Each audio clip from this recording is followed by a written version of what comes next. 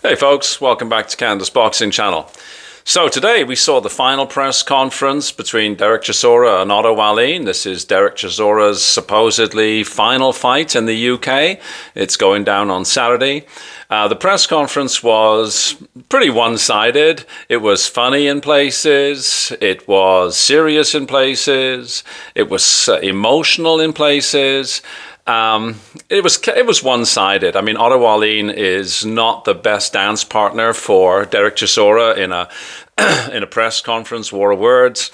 I kept thinking how much better it would have been if it had been Dillian Whyte or Jarrell Miller from an entertainment perspective. Poor old Wallin. He kind of played the straight man to Derek Chisora's funny guy. Chisora was all in black with his fedora on and his Reform UK headband. And he asked Wallin again, will you smoke weed with me after the fight? And Wallin is, well, I don't smoke. He's sort of, a very straight-laced Swedish guy, right? And, he then says, well, is it legal here? And Chisora's sort of, who cares if it's legal or not? I've got good stuff with me. He asked Wallin, would he have a burger with him after the fight? And Wallin agreed that, yeah, he'd have a hamburger. It was emotional in places, Derek Chisora was sort of looking back on his career and he was very thankful to everybody who had supported him. He was respectful to the press. He very clearly said that he would knock out Otto Wallin. And Wallin said that he would win by any means necessary. I'm guessing that Wallin's, trying to look for a points win, I would imagine. Chisora said that they'd made a small ring so that Wallin couldn't run away from him. I mean, I'm hoping that Chisora wins. I put my money on Chisora. It's purely an emotional bet. What was interesting is that Frank Warren reiterated that this is a final eliminator for the IBF title. And the first thing that I thought when that was announced is, oh shit, if Chisora wins, does he have to fight either of Parker or Dubois? I mean, I would not want to see Derek Chisora fight Daniel Dubois at all. I wouldn't want him to fight Parker either, to be honest with you. Chisora is very much at the tail end of his career, and I would worry if he's in with a very heavy puncher. The problem with being hit in the head is that the effects are cumulative and they're also down the road. Nobody wants to see Derek Chisora when he's my age, being unable to speak or suffering from severe cognitive decline. Like the money just isn't worth it, right? But yeah, I mean, I don't know if Chisora would even take a fight like that. One would hope not. Chisora also poured cold water on the idea of fighting in Africa.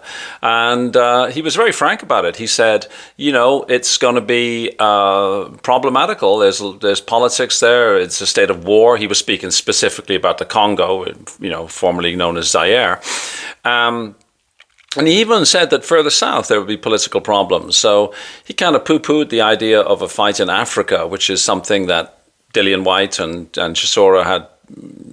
It'd been rumored that they would have their, at least Chisora's final fight in Africa. He's sort of pouring cold water on that. But the funniest bit, which I mean, I laughed out loud. I was sitting there eating my breakfast and watching it, and I thought, it's funny. Gareth Davis, his cell phone rang. So Chisora's on him like a rash.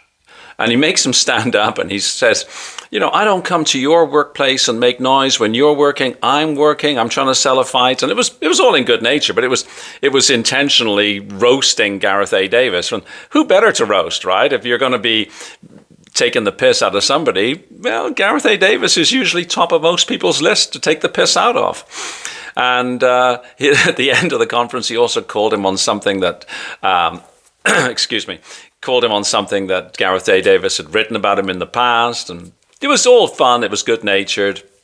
It was one of those kind of press conferences where, once again, I was left wishing that he had a better dance partner, because Wallin is never ever going to be a trash talking kind of guy, but he played his role well. He's playing the straight man. This is the Derek Chisora show, and Chisora is excellent in those kind of environments.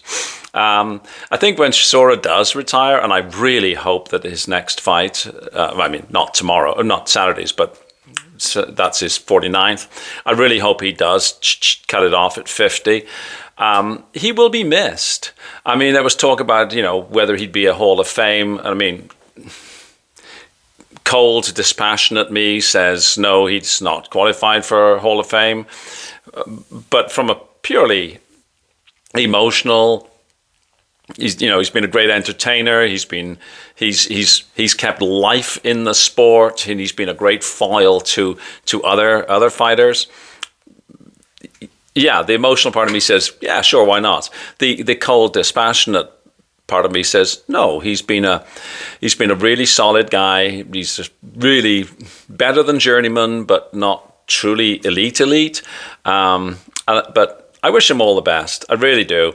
He's been entertaining. He's been iconic is the word that's being used, and yeah, that's a good word. So I'm wishing that Derek Chisora on Saturday beats the snot out of Otto Wallin. No disrespect to Wallin at all. I mean, but I just hope he wins, and wins convincingly.